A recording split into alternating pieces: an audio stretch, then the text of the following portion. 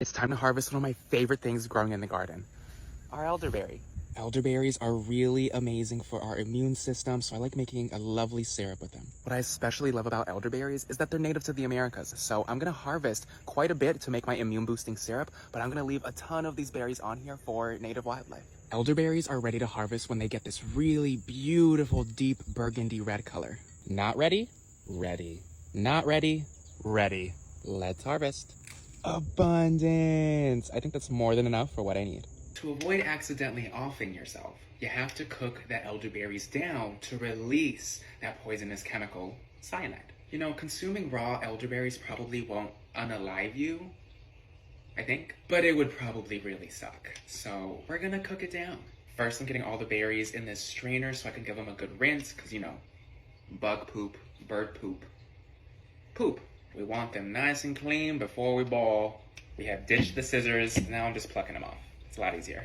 Also, from what I could tell from the videos on how to make elderberry syrup, you want mostly berries. You do not want a lot of stem in there. Stem bad.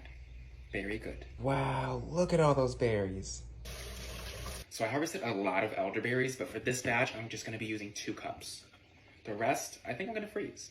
Now I'm gonna add in 8 cups of water.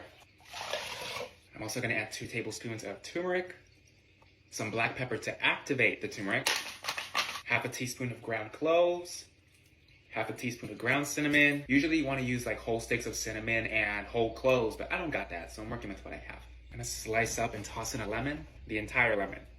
And finally, I'm gonna grind in some ginger. Now we're gonna bring this to a boil. All right, so our brew has come to a boil.